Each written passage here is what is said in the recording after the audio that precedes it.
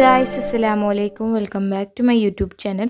ഇന്ന് നമ്മൾ ചിക്കൻ വെച്ചിട്ട് നല്ല സ്പെഷ്യൽ ആയിട്ടുള്ള ഒരു ഡിഷിൻ്റെ റെസിപ്പി ആയിട്ടാണ് വന്നിട്ടുള്ളത്. അപ്പോൾ നിസാമി ചിക്കൻ വന്നിട്ടാണ് ഉണ്ടാക്കുന്നത്. അപ്പോൾ നമുക്ക് വേഗം തന്നെ റെസിപ്പിയിലേക്ക് പോവാട്ടോ.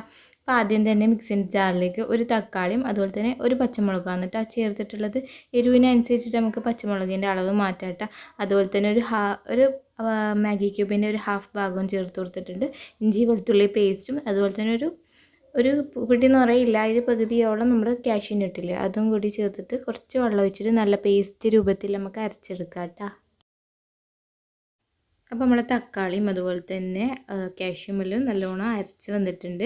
നമുക്ക് ഇതിലേക്ക് വേണ്ട ചിക്കൻ എടുക്കാം കേട്ടോ. എല്ലോട് കൂടിയിട്ടുള്ള ചിക്കൻ തന്നെയാണ് എടുത്തിട്ടുള്ളത്. നിങ്ങൾക്ക് ബോൺലെസ് വേണമെങ്കിൽ അങ്ങനെയും എടുക്കാം, പക്ഷേ എല്ലോട് കൂടിയുള്ള ചിക്കൻ തന്നെയായിരിക്കും കുറച്ചും കൂടി ടേസ്റ്റ് ഉണ്ടാവില്ലേ. അപ്പോൾ അത് എന്ന് വെച്ചാൽ നമ്മൾ കുക്ക് ചെയ്യുന്ന ഏത് പാത്രത്തിലാണോ ആ ഒരു പാത്രത്തിലേക്ക് ഇട്ട് കൊടുത്തിട്ടുണ്ട്. ഇതിലേക്ക് ആവശ്യമായിട്ട് പൊടികളൊന്ന് ചേർത്ത് കൊടുക്കാം കേട്ടോ. കാശ്മീരി ചില്ലി പൗഡർ ഏകദേശം ഒരു 1.5 ടേബിൾ സ്പൂണോളം ചേർത്തിട്ടുണ്ട്. അതുപോലെ തന്നെ ഒരു ഹാഫ് ടീസ്പൂണോളം സാദാ മുളക് പൊടി, അതുപോലെ തന്നെ മഞ്ഞൾപ്പൊടി, കുരുമുളക് പൊടി, അതുപോലെ തന്നെ നമ്മുടെ ഗരം മസാല അതെല്ലാം ഒരു ഹാഫ് ടീസ്പൂണോളം ചേർത്ത് കൊടുക്കുന്നുണ്ട് കേട്ടോ. ഹാഫ് ടീസ്പൂണോളം ചിക്കൻ മസാലയും ചേർക്കുന്നുണ്ട്. ഇനി ഇതിലേക്കായിട്ട് ഒരു ഹാഫ് ലെമണും അതുപോലെ തന്നെ ഒരു ടേബിൾ സ്പൂണോളം നമ്മുടെ തൈരില്ലേ കട്ടത്തൈരും കൂടി ചേർത്തിട്ട് നമ്മൾ നേരത്തെ മിക്സ് ചെയ്ത ആ ഒരു തക്കാളീൻ്റെയും അതുപോലെ തന്നെ പച്ചമുളകും നമ്മുടെ കാഷ്യൂ നട്ടിലെ പേസ്റ്റില്ലേ അതും കൂടി ഇതിലേക്ക് ചേർത്ത് കൊടുക്കുന്നുണ്ട്. ആ ഒരു മിക്സിൻ്റെ ജാറിൽ കുറച്ച് വെള്ളം കൂടി ചേർത്ത് കൊടുക്കുന്നുണ്ട് കേട്ടോ. ഇനി ഇതിലേക്ക് അവസാനമായിട്ട് നമ്മുടെ മല്ലിച്ചപ്പും അതുപോലെ തന്നെ പുതിന ഉണ്ടെങ്കിൽ അതും കൂടി ചേർത്ത് കൊടുക്കുക കേട്ടോ. അതുപോലെ തന്നെ നമ്മൾ ഫ്രൈ ചെയ്ത ഉള്ളി, അതാണ് ഇതിൽ ഏറ്റവും സ്പെഷ്യലായിട്ടുള്ള സംഭവം കേട്ടോ. ഉള്ളി ഫ്രൈ ചെയ്തിട്ട് തന്നെ ചേർക്കുക കേട്ടോ. എന്നാലാണ് കുറച്ചും കൂടി നല്ല ടേസ്റ്റ് ഉണ്ടാവൽ. നല്ല മെയിനായിട്ടുള്ള ഒരു ഐറ്റമാണ് ഈ ഒരു ഡിഷിൽ. നമുക്ക് നല്ല ടേസ്റ്റ് കൂട്ടുന്ന ഒരു സംഭവം തന്നെയാണ് കേട്ടോ.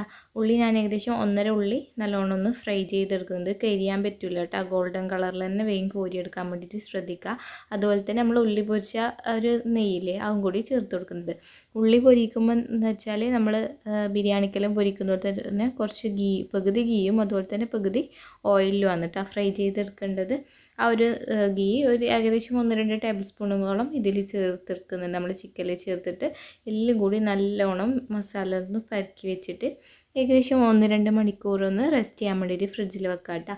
എന്നിട്ട് മാത്രം കുക്ക് ചെയ്യുക. എന്നാലാണ് ചിക്കനിലേക്ക് നല്ല മസാലയെല്ലാം പിടിച്ച് നല്ല ടേസ്റ്റ് ഉണ്ടാവും കേട്ടോ. ഞാൻ ഉള്ളി പൊരിച്ചത് പറഞ്ഞിട്ടില്ലേ, 1.5 ഉള്ളി എടുത്തിന്. അതിൽ 1.5 ഉള്ളിയിൽ കുറച്ച് മാത്രം കേട്ടോ ബാക്കി വെച്ചിട്ടുള്ളൂ, ജസ്റ്റ് ഗാർണിഷിങ്ങിന് മാത്രം. ബാക്കിയെല്ലാം ഈ ഒരു നമ്മുടെ ചിക്കനിലേക്ക് ചേർത്ത് കൊടുത്തിട്ടുണ്ട്. ഇനി നമുക്ക് ഈ ഒരു ചിക്കൻ ഒന്ന് കുക്ക് ചെയ്തെടുക്കാം കേട്ടോ.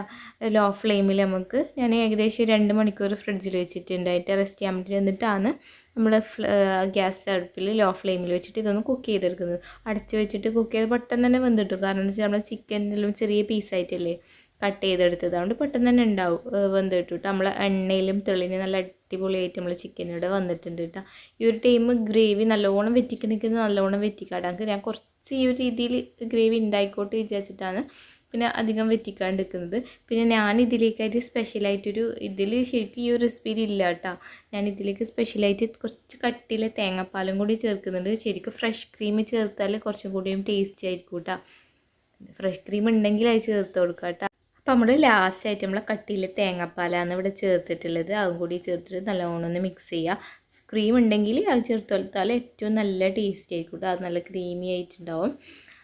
ലാസ്റ്റായിട്ട് നമ്മൾ മേലിലേക്ക് കുറച്ച് നമ്മൾ നേരത്തെ ബാക്കി വെച്ച് ഉള്ളി പൊരിച്ചതിൽ നമ്മൾ പിസ്ത എന്ന് പറയുന്നത് അത് ചേർത്ത് കൊടുക്കുന്നുണ്ട്. അതുപോലെ തന്നെ കുറച്ച് മസാലപ്പൊടിയും കൂടി ജസ്റ്റ് ഒന്ന് ചേർത്ത് കൊടുക്കുന്നുണ്ട്. പിന്നെ അവസാനമായിട്ട് മല്ലിച്ചപ്പ് ഉണ്ടെങ്കിൽ നല്ലോണം മല്ലിച്ചപ്പും കൂടി ചേർത്ത് കൊടുക്കുക കേട്ടോ. എൻ്റെ കയ്യിൽ മല്ലിച്ചപ്പ് കുറവായതുകൊണ്ട് ഞാൻ കുറച്ച് മാത്രം ജസ്റ്റ് ചേർത്ത് കൊടുക്കുന്നുണ്ട്. എല്ലാം കൂടി നമ്മൾ നല്ലോണം മിക്സ് ചെയ്തിട്ട് നമ്മൾ കറി ഇവിടെ റെഡി ആയിട്ട് നല്ല തിക്കായിട്ടുള്ള ക്രീമായിട്ടുള്ള കറിയാണ് കേട്ടോ. ഈ ഒരു സ്റ്റേജിൽ തന്നെ നിങ്ങൾ ഗ്യാസിൻ്റെ ഫ്ലെയിം ഓഫ് ചെയ്യുക കേട്ടോ. കാരണം എന്ന് വെച്ചാൽ ഇത് ചൂടാറുന്നതിനനുസരിച്ച് ഇനിയും നല്ലോണം കട്ടി കൂടി വരുമല്ലോ. നമ്മൾ കാഷ്യൂ എല്ലാം അരച്ചിട്ട് ചേർത്തതില്ലേ. അപ്പോൾ നമ്മൾ സ്പെഷ്യലായിട്ടുള്ള നിസാമി ചിക്കൻ ഇവിടെ റെഡി ആയിട്ടുണ്ട് കേട്ടോ.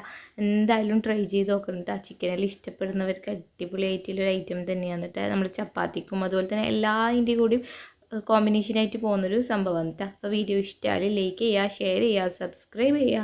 Okay, bye bye.